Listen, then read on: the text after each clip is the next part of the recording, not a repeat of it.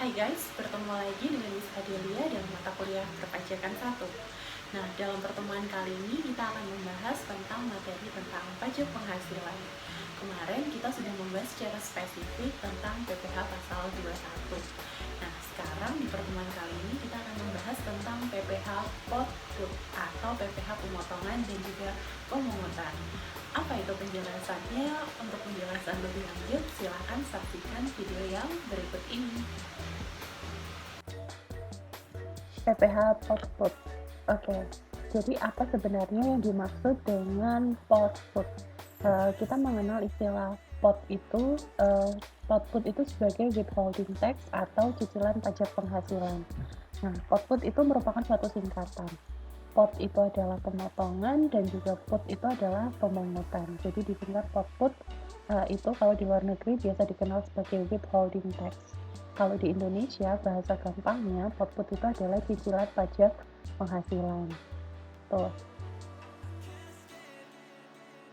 Misal nih ada suatu kasus di mana A mempekerjakan si B. Si B ini menjual jasa kepada si A. Sehingga A atas kinerja si B ini dia memberikan imbalan jasa kepada B. Imbalan jasa itu dianggap sebagai penghasilan oleh si B.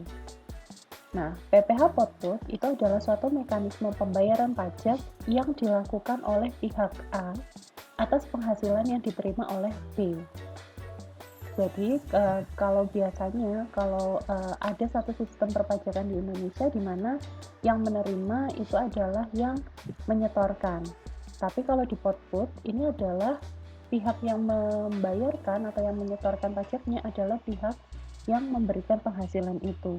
Dalam kasus ini si A yang dia membayarkan pajak penghasilannya oleh si B. Jadi PPh yang dibayarkan oleh A pada dasarnya adalah PPh milik B karena B adalah pihak penerima penghasilan. Jadi A ini tugasnya dia selain dia memberikan upah, memberikan imbalan atas jasa yang telah diberikan oleh si B, si A ini dia juga bertugas untuk melakukan pemotongan terhadap pembayaran atau imbalan jasa yang dia berikan kepada pihak B. Jadi nanti penghasilan yang didapatkan oleh pihak B itu adalah penghasilan yang sudah dipotong pajak bersih oleh si A. Nah, kalau bagi si B, PPh yang telah dipotong dari pembayaran yang akan dia terima itu selanjutnya pada nanti ketika akhir tahun akan bisa menjadi pengurang pajak yang harus dibayarkan. Atau di sini kita sebutnya sebagai kredit pajak. Jadi istilahnya kayak kita mendeposit gitu, karena dulu kita sudah pernah dipotong, maka nanti ketika akhir tahun jumlah pajak yang kita bayarkan bisa kita potong dari berapa jumlah yang telah dipotong kepada kita. Nah, pihak A dia selain memotong, dia juga harus menerbitkan bukti potong yang harus diserahkan kepada pihak B.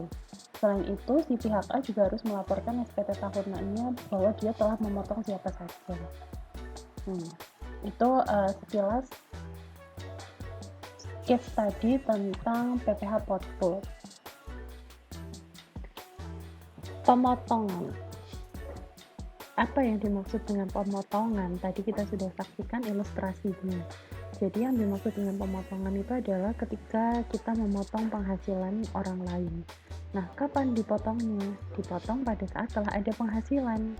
Dilakukan oleh pihak yang melakukan pembayaran gaji terhadap penerima gaji. Berarti kalau dari ilustrasi yang tadi itu adalah pihak A. Pihak pembayar atau pihak A itu bertanggung jawab penuh atas pemotongan, penyetoran, hingga pelaporan pajak yang dilakukan pada pegawainya.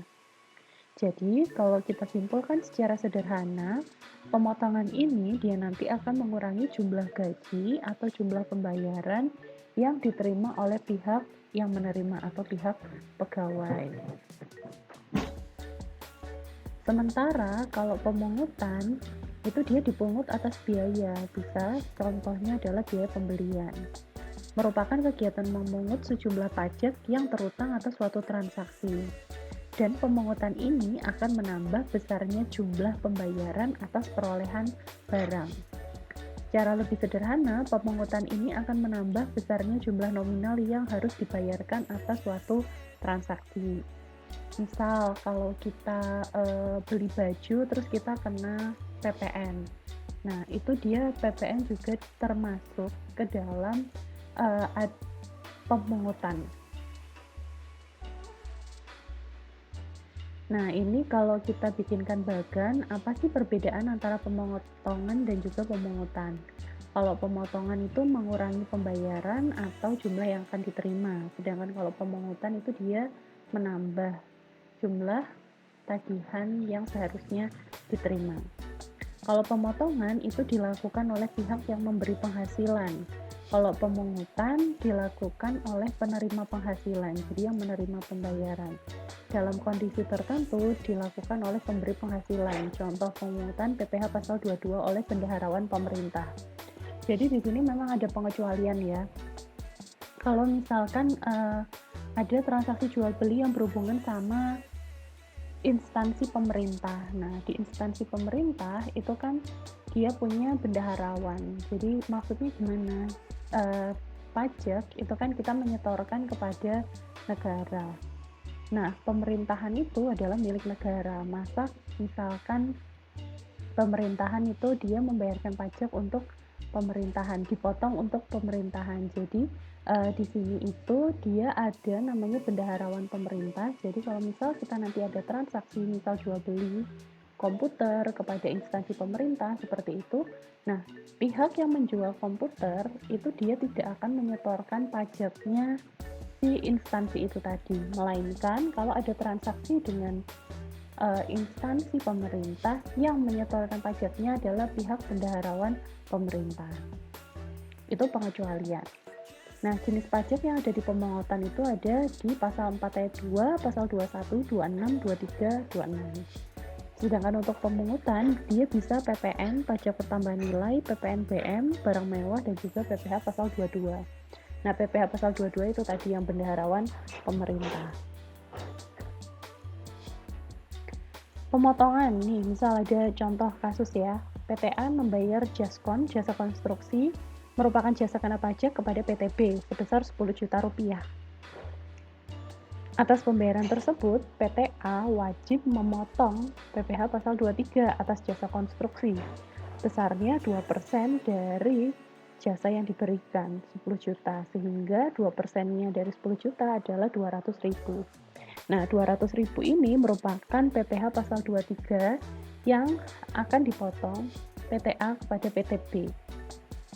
Jadi nanti PTB menerimanya itu enggak bersih 10 juta. Dengan demikian, pembayaran sebesar 10 juta dari A ke B telah dipotong PPh sebesar 200.000. Sehingga jumlah pembayaran yang diterima PTB adalah 9.800.000. Jadi pemotongan kayak gitu. Pemotongan itu adalah pihak yang memberikan gaji, dia akan memotong terhadap jasa yang dia terima. Sehingga nanti ketika dia membayarkan itu, membayarkannya tidak full sejumlah yang tertera di dalam perjanjian, tapi dia akan dikurangi dengan pajak penghasilan pasal 23. Karena di sini ilustrasinya adalah jasa konstruksi. Jasa konstruksi itu masuk ke PPh pasal 23. Itu kalau pemotongan, pihak A yang memotong karena pihak A selaku pemberi gaji. Sedangkan untuk pemungutan, misalkan dalam kasus ini PT A dan B merupakan perusahaan yang telah dikukuhkan sebagai PKP, pengusaha kena pajak. Jadi pengusaha kena pajak dia juga punya kewajiban-kewajiban perpajakan. Salah satu kewajiban perpajakannya adalah dia memungut PPN. Jadi atas jasa yang telah diberikan oleh PTB itu dia bisa memberikan PPN 10% atas jasanya dia. Kenapa harus diberikan PPN? Karena dia telah dikukuhkan menjadi PKP, pengusaha kena pajak. Sehingga dia harus memungut PPN sebesar 10% dari jasanya. Sehingga kalau sama kayak halnya kalau kita beli baju harganya 100.000 kena PPN 10.000 kan kita bayarnya 110.000. Sama halnya dengan ini. Atas jasa 10 juta itu tadi dikenakan PPN sebesar 10%. Sehingga dia akan memungut PPN kepada si PTA sebesar 1 juta rupiah. Dengan demikian, pembayaran 10 juta dari PT A ke B telah dipungut PPN sebesar 1 juta rupiah. Sehingga jumlah pembayaran yang diterima oleh PT B adalah 11 juta rupiah. Ini kalau soal pemungutan. Jadi PT B ini dia selain menerima penghasilannya 10 juta, dia juga akan memungut PPN sebesar 10% karena dia sudah dikukuhkan menjadi PKP. Sehingga atas jasanya dia yang dia jual itu dia akan harus memungut PPN sebesar 10%. Sehingga kalau dari sisi pemungutan si PTB itu dia akan menerima 11 juta rupiah. Yang 10 juta itu merupakan pendapatan jasanya dia, yang 1 juta merupakan hasil pungutan PPN-nya dia. Kalau kita rekapitulasi secara keseluruhan jumlah pembayaran yang dilakukan PT A ke B adalah pendapatan jasanya 10 juta rupiah. Kemudian dia memungut PPN kepada PT A sebesar 1 juta rupiah. Tapi dia dipotong oleh si PT A atas PPh pasal 23 jasa konstruksi tadi sebesar Rp200.000. Sehingga bersih yang akan diterima oleh PT B itu senilai 10.800.000. 10.800.000 dari mana? Dari jasanya 10 juta ditambahkan PPN 1 juta dikurangi PPh yang dipungut oleh yang dipotong oleh PT A sebesar 200.000. Jadi total dia menerima 10.800.000. Tapi ingat, PPN 1 jutanya itu nanti tetap harus disetorkan kepada pemerintah. Dan 200.000 yang ada di PT A itu sebagai PPh pasal 22 juga harus disetorkan.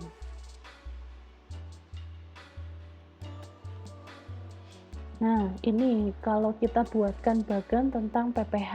Jadi ada PPh yang dia itu pembayaran angsuran PPh oleh WP sendiri, jadi dibayar secara mengangsur oleh si wajib pajak itu sendiri. Bisa juga pelunasan PPh melalui pihak lain, bisa juga PPh itu bersifat final. Kalau pembayaran angsuran PPh oleh WP sendiri, itu dia masuknya sebagai PPh pasal 25 atau itu disebut sebagai angsuran pajak.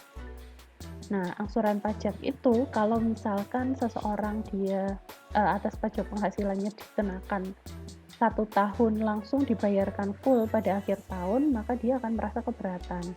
Untuk itu pemerintah dia punya program melalui PPh pasal 25 ini yang dinamakan sebagai angsuran pajak. Angsuran pajak itu seperti apa? Jadi, kalau kita bayar di akhir itu berat, maka oleh pemerintah total pembayaran di akhir itu pada tahun sebelumnya digunakan sebagai dasar untuk menentukan cicilan. Jadi, angsuran itu sama dengan cicilan. Jadi, kita bisa menyicil pajaknya. Kita bagi menjadi 12 bulan. Kemudian untuk yang kedua, pelunasan PPh melalui pihak lain. Itu melalui mekanisme withholding system atau PPh pot-put tadi. Nah, apa saja pajak yang masuk ke pelunasan PPh melalui pihak lain? Ada PPh pasal 21. 21 itu tentang penerimaan gaji karyawan. PPh pasal 22 transaksi dengan bendaharawan pemerintah. PPh pasal 23 misalnya tentang jasa konstruksi. Nah, itu dia merupakan pelunasan PPh melalui pihak lain atau pot-put. Seperti pasal 21 kemarin kita juga sudah belajar. Biasanya yang menyetorkan pasal 21 itu adalah pihak pemberi gaji. Sehingga kalau di dalam satu perusahaan ada karyawan, maka yang menyetorkan pajaknya, yang memungut pajaknya itu adalah si pihak perusahaan. Khusus untuk PPh pasal 22 itu yang menyetorkan sendiri adalah si bendahara pemerintah. Dan untuk PPh pasal 25, 21, 22, dan 23 ini dia merupakan kredit pajak. Artinya apa? Dia akan diperhitungkan di akhir tahun, dia bisa dikreditkan sebagai pengurang pajak yang harus kita bayarkan. Sedangkan untuk PPh yang dia sifatnya final, itu bisa dipotong oleh pihak lain, bisa juga dipotong oleh WP sendiri. Kalau dia sifatnya final, contohnya ada PPh pasal 4 ayat 2, 21 final, 22 final, 23 final. Nah, PPh yang sifatnya final ini dia itu bukan kredit pajak. Artinya tidak bisa dikreditkan sebagai pengurang pajak kita di akhir tahun. Oke. Itu tadi penjelasan tentang PPH Output, semoga dapat dimengerti. Nah, itu tadi penjelasan tentang PPH Output. Semoga kalian bisa menyerap informasinya, menyerap materinya dengan baik. Nah, kalian juga bisa menambahkan informasi-informasi tersebut dengan informasi yang kalian dapat dari luar. Bisa dari buku, bisa juga dari website. Yang penting informasinya terpercaya. Untuk pembahasan lebih lanjut, kalian bisa berdiskusi di forum diskusi dan juga mengerjakan latihan soal. Sampai jumpa pada pertemuan berikutnya. Bye guys.